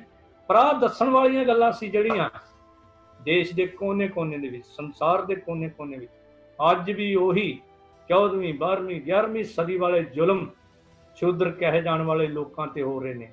ਉਹ ਮੰਦਿਰਾਂ ਵਿੱਚ ਨਹੀਂ ਜਾ ਸਕਦੇ, ਉਹ ਪੜ੍ਹ ਨਹੀਂ ਸਕਦੇ, ਔਰਤਾਂ ਨਾਲ ਵੀ ਉਸੇ ਤਰ੍ਹਾਂ ਦੇ ਜ਼ੁਲਮ ਹੋ ਰਹੇ ਨੇ। ਚਾਹੀਦਾ ਇਹ ਸੀ ਕਿ ਸਾਡੇ ਪੜ੍ਹੇ ਲਿਖੇ ਵਿਦਵਾਨ ਗੁਰੂ ਨਾਨਕ ਪਾਤਸ਼ਾਹ ਗੁਰੂ ਗੋਬਿੰਦ ਸਿੰਘ ਜੀ ਦੇ ਇਹਨਾਂ ਪਰਉਪਕਾਰਾਂ ਨੂੰ ਉਹਨਾਂ ਲੋਕਾਂ ਤੱਕ ਪਹੁੰਚਾਉਂਦੇ, ਜਿਨ੍ਹਾਂ ਲੋਕਾਂ ਨੂੰ ਅੱਜ ਵੀ ਪ੍ਰੋਫੈਸਰ, ਡਾਕਟਰ, ਵਕੀਲ ਬਣਨ ਤੋਂ ਬਾਅਦ ਇੱਥੋਂ ਤੱਕ ਰੱਖਿਆ ਮੰਤਰੀ ਜਗਜੀਵਨ ਰਾਮ ਜੀ, ਜੇ ਕਿਸੇ ਵੇਲੇ ਕਿਸੇ ਇੱਕ ਬੁੱਤ ਦਾ ਉਹਨਾਂ ਨੇ ਉਦਘਾਟਨ ਕੀਤਾ ਤੇ ਗੰਗਾ ਜਲ ਦੇ ਨਾਲ ਧੋਤਾ ਗਿਆ ਸੀ ਉਸ ਬੁੱਤ ਨੂੰ, ਕਿ ਇੱਥੇ ਸ਼ੂਦਰ ਆ ਕੇ ਇਹਨੂੰ ਅਪਵਿੱਤਰ ਕਰ ਗਿਆ ਹੈ। ਜੇ ਡੀਸੀ ਆਪਣੇ ਦਫ਼ਤਰ ਵਿੱਚ ਬਦਲਦਾ ਹੈ ਤੇ ਉਹਦੀ ਥਾਂ ਤੇ ਵੱਡੀ ਜਾਤ ਦਾ ਡੀਸੀ ਆਉਂਦਾ ਹੈ ਤੇ ਉਹ ਡੀਸੀ ਨਵਾਂ ਆਇਆ ਹੋਇਆ ਪਹਿਲਾਂ ਗੰਗਾ ਜਲ ਨਾਲ ਕੁਰਸੀਆਂ, ਮੇਜ਼, ਦਫ਼ਤਰਾਂ, ਅਲਮਾਰੀਆਂ ਨੂੰ ਧੋਂਦਾ। ਕਿਤੇ ਸ਼ੂਦਰਾਂ ਦਾ ਕਰੋਨਾ ਜਿਹੜਾ ਇਹਨੂੰ ਨਾ ਲੱਗ ਗਿਆ ਹੋਵੇ, ਉਹਨੂੰ ਵੀ ਸੈਨੇਟਾਈਜ਼ਰ ਕੀਤਾ ਜਾਂਦਾ ਹੈ ਕੇਵਲ ਸ਼ੂਦਰ ਹੋਣ ਕਰਕੇ। ਅੱਜ ਦੇ ਹਾਲਾਤ ਕੌਣ ਦੱਸੇਗਾ ਉਹਨਾਂ ਲੋਕਾਂ ਨੂੰ ਜਾ ਕੇ ਕਿ ਤੁਹਾਡੇ ਲਈ ਗੁਰੂ ਨਾਨਕ ਪਾਤਸ਼ਾਹ ਗੁਰੂ ਸਾਹਿਬਾਨ ਨੇ ਕਿੰਨਾ ਵੱਡਾ ਪਰਉਪਕਾਰ ਕੀਤਾ ਸੀ। ਅੱਜ ਆਓ ਗੁਰੂ ਅਰਜਨ ਦੇਵ ਜੀ ਮਹਾਰਾਜ ਦਾ ਪਾਵਨ ਪ੍ਰਕਾਸ਼ ਦਿਹਾੜਾ ਮਨਾ ਰਹੇ ਹਾਂ। ਉਹਨਾਂ ਨੇ ਹਰ ਪੱਖੋਂ ਸਾਨੂੰ ਸੰਪੂਰਨ ਕੀਤਾ।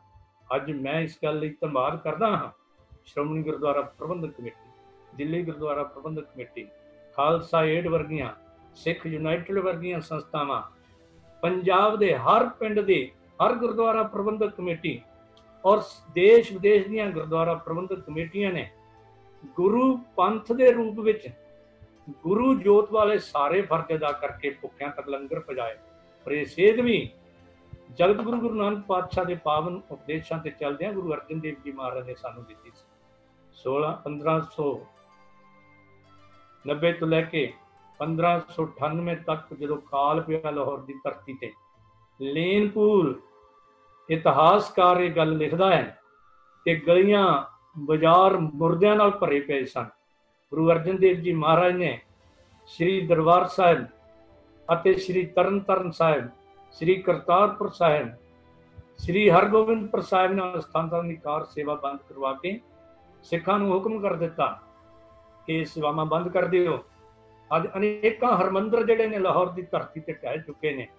8 ਮਹੀਨੇ ਲਗਾਤਾਰ ਪਰਿਵਾਰ ਸਮੇਤ ਸਿੱਖਾਂ ਨੂੰ ਉਹਨਾਂ ਦੀ ਦਸਵੰਧ ਦੀ ਰਕਮ ਲੋੜਵੰਦਾਂ ਦੀ ਸਹਾਇਤਾ ਦੇ ਲਈ ਲਾਹੌਰ ਦੀ ਧਰਤੀ ਤੇ ਖਰਚੀ। ਉਹ ਗਲੀਆਂ ਬਾਜ਼ਾਰ ਮੁਰਦਿਆਂ ਨਾਲ ਭਰੇ ਪਏ ਸਨ। ਲੋਕ ਆਪਣੀਆਂ ਲਾਸ਼ਾਂ, ਜਿਵੇਂ ਅੱਜ ਆਪਣੇ ਮਾਂ ਪਿਓ ਦੀਆਂ ਲਾਸ਼ਾਂ ਤੱਕਣ ਨੂੰ ਵੀ ਤਿਆਰ ਨਹੀਂ। ਐਸਾ ਹੈਵਾਨੀਅਤ ਦਾ ਯੁੱਗ ਆ ਗਿਆ। ਉਸ ਵੇਲੇ ਲੋਕ ਇਸੇ ਤਰ੍ਹਾਂ ਛੱਡ ਕੇ ਚਲੇ ਗਏ। ਭਾਈ ਸਾਹਿਬ ਭਾਈ ਨਿਰਮਲ ਸਿੰਘ ਜੀ ਵਰਗੀਆਂ ਸ਼ਖਸੀਅਤਾਂ ਜਿਹੜੇ ਪੰਥ ਦੇ ਪਦਮ ਸ਼੍ਰੀ, ਤੇ ਉਹ ਵੀ ਉਸ ਦਲਿਤ ਭਾਈਚਾਰੇ ਵਿੱਚੋਂ ਸਨ। ਸ਼ਾਇਦ ਉੱਥੇ ਵੀ ਕਿਤੇ ਐਸਾ ਵਿਚਾਰਧਾਰਾ ਜਿਹੜੀ ਸੀ ਉਹ ਨਾ ਕਿਤੇ ਕੰਮ ਕਰ ਗਈ ਹੋਵੇ ਵੀ ਆਪਣੇ ਸਿੱਖ ਭਾਈਆਂ ਨੇ ਵਿਰੋਧ ਕੀਤਾ ਕਿ ਜੀ ਇਹ ਕਰੋਨਾ ਵਾਇਰਸ ਜਿਹੜਾ। ਪਰ ਅੱਜ ਦੇ ਹਾਲਾਤ ਵੀ ਉਹੀ ਨੇ ਜੋ ਗੁਰੂ ਅਰਜਨ ਦੇਵ ਜੀ ਮਹਾਰਾਜ ਦੇ ਸਮੇਂ ਸਨ। ਪਰ ਗੁਰੂ ਅਰਜਨ ਦੇਵ ਜੀ ਨੇ ਆਪਣੇ ਮੋਢਿਆਂ ਤੇ ਲਾਸ਼ਾਂ ਚੱਕ ਕੇ ਹਰ ਧਰਮ ਦੇ ਲੋਕਾਂ ਨੂੰ ਉਹਨਾਂ ਦੇ ਧਰਮ ਦੇ ਮੁਤਾਬਕ ਉਹਨਾਂ ਦੇ ਅੰਤਮ ਸੰਸਕਾਰ ਕੀਤੇ। ਜੇ ਸਿਰਫ 40,000 ਰੁਪਇਆ ਸੈਂਟਰ ਸਰਕਾਰ ਨੇ ਦਿੱਤਾ ਸੀ। ਅਕਬਰ ਨੂੰ ਪਤਾ ਲੱਗਿਆ ਤੇ ਅਕਬਰ ਨੇ ਆ ਕੇ ਬੇਨਤੀ ਕੀਤੀ, ਸੱਚੇ ਪਾਤਸ਼ਾਹ ਬਹੁਤ ਵੱਡਾ ਪਰਉਪਕਾਰ ਕੀਤਾ। ਤੇ ਕਹਿੰਦੇ ਨੇ ਉਸ ਵੇਲੇ ਗੁਰੂ ਅਰਜਨ ਪਾਤਸ਼ਾਹ ਨੇ ਕਿਹਾ, ਜਦੋਂ ਉਹਨੇ ਪੁੱਛਿਆ ਸੀ ਕੋਈ ਮੇਰੇ ਲਈ ਸੇਵਾ ਦੱਸੋ, ਤੇ ਗੁਰੂ ਅਰਜਨ ਪਾਤਸ਼ਾਹ ਨੇ ਕਿਹਾ, ਪਾਤਸ਼ਾਹ ਜੇ ਚਾਹੁੰਦਾ ਇਹ ਸੇਵਾ ਕਰਨਾ ਤਾਂ ਕਾਲ ਨੇ ਕਿਸਾਨਾਂ ਦਾ ਲੱਕ ਤੋੜ ਦਿੱਤਾ, ਇਸ ਲਈ ਕਿਸਾਨਾਂ ਦਾ ਟੈਕਸ ਮਾਫ ਕਰ ਦਿਓ। ਬੌਲੀਆਂ ਲਾਈਆਂ, ਸਰੋਵਰ ਬਣਾਏ, 6 ਹਰਟੇ ਖੂਹ ਬਣਾਏ। ਸੇਵਾ ਦਾ ਢੰਗ ਦੱਸਿਆ ਸੀ ਸੱਚੇ ਪਾਤਸ਼ਾਹ ਨੇ। ਹਿੰਦੁਸਤਾਨ ਦਾ ਸਭ ਤੋਂ ਪਹਿਲਾ ਕੋੜੀ ਘਰ ਜਿਹੜਾ ਹੈ ਉਹ ਤਰਨਤਾਰਨ ਦੀ ਧਰਤੀ ਤੇ ਗੁਰੂ ਅਰਜਨ ਦੇਵ ਜੀ ਮਹਾਰਾਜ ਨੇ ਆਪ ਬਣਵਾਇਆ ਉੱਥੇ ਕੋੜੀਆਂ ਦੇ ਇਲਾਜ ਦੇ ਲਈ। ਅੱਜ ਸਾਡਾ ਸਾਰਾ ਜ਼ੋਰ ਗੁਰਦੁਆਰਿਆਂ ਦੀਆਂ ਬਿਲਡਿੰਗਾਂ, ਸੋਨੇ ਦੇ ਗੁੰਬਦ, ਸੋਨੇ ਦਾ ਚੌਰ, ਸੋਨੇ ਦੀ ਪਾਲਕੀ ਤੇ ਬਣਾਓ, ਜੀ ਸਦਕੇ ਬਣਾਓ। ਪਰ ਗੁਰੂ ਨਾਨਕ ਪਾਤਸ਼ਾਹ ਦਾ ਇਹ ਹੁਕਮ ਵੀ ਯਾਦ ਰੱਖੋ, ਜੋ ਮਮ ਸਿੱਖਣ ਕੇ ਮੁਖ ਪਰੇ ਤੇ ਮੁਝ ਕੋ ਨਿਤ ਪਹੁੰਚੇ ਹਰੇ। ਵੇ ਗਰੀਬ ਦਾ ਮੂੰਹ ਗੁਰੂ ਕੀ ਗੋਲਕ ਹੈ।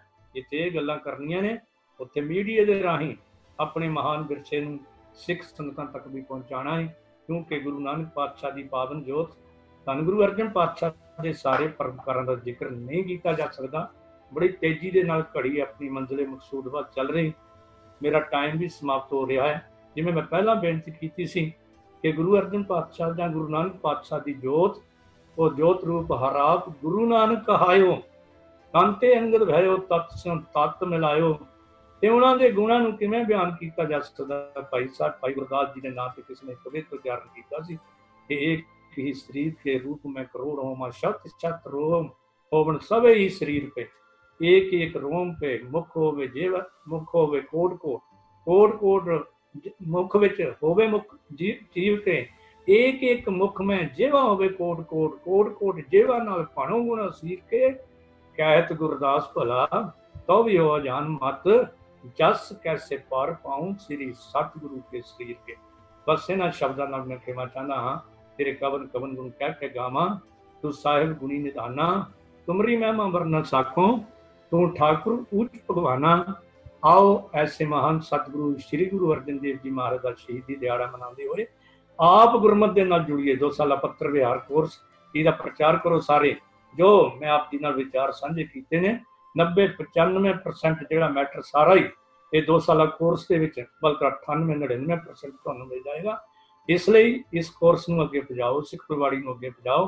ਤੇ ਜਿਹੜਾ ਚੈਨਲ ਸਾਡੇ ਚੱਲੇ ਹੋਏ ਨੇ, ਉਹ ਆਪਣੇ ਸਿੱਖ ਭਾਈਆਂ ਵੱਲ ਨੂੰ ਤੋਪਾਂ ਦੇ ਮੂੰਹ ਮੋੜ ਕੇ ਉਹ ਸਹੀ ਪ੍ਰਚਾਰ ਕਰਨ ਦੇ ਲਈ ਸਾਡੇ ਮੀਡੀਆ ਦਾ ਮੁੱਖ ਜਿਹੜਾ ਹੈ, ਉਹਨਾਂ ਦੁਖੀ ਲੋਕਾਂ ਵੱਲ ਨੂੰ ਆਉਣਾ ਚਾਹੀਦਾ, ਜਿੱਥੇ ਲੋਕੀ ਚਾਹੁੰਦੇ ਨੇ। ਬਹੁਤ ਸਾਰੇ ਐਸੇ ਉਦਾਹਰਨਾਂ ਸਨ ਜਿਹੜੀਆਂ ਮੈਂ ਦੇਣਾ ਚਾਹੁੰਦਾ ਸੀ, ਪਰ ਸਮੇਂ ਦੀ ਸਮਾਪਤੀ ਨੂੰ ਨਜ਼ਾਕਤ ਨੂੰ ਦੇਖਦਾ ਹੋਇਆ ਸਮੇਂ ਇੱਥੇ ਹੀ ਮੈਂ ਅਗਲੇ ਗੁਰਪੁਰਬ ਤੇ ਅਗਲੇ ਜਿਹੜੇ ਲੈਕਚਰ ਹੈ ਉਹਨਾਂ ਦੇ ਵਿੱਚ ਕਵਰ ਕਰਨ ਦੀ ਕੋਸ਼ਿਸ਼ ਕਰਾਂਗਾ। ਭੁੱਲ ਗਲਤੀ ਲਈ ਖਿਮਾ। ਲਾਈਟ ਵੀ ਬੰਦ ਹੋ ਗਈ ਹੈ ਅਨੰਦਪੁਰ ਸਾਹਿਬ ਵਿੱਚ। ਤੇ ਫਤਿਹ ਪ੍ਰਵਾਨੋ ਜੀ। ਵਾਹਿਗੁਰੂ ਜੀ ਕਾ ਖਾਲਸਾ, ਵਾਹਿਗੁਰੂ ਜੀ ਕੀ ਫਤਿਹ।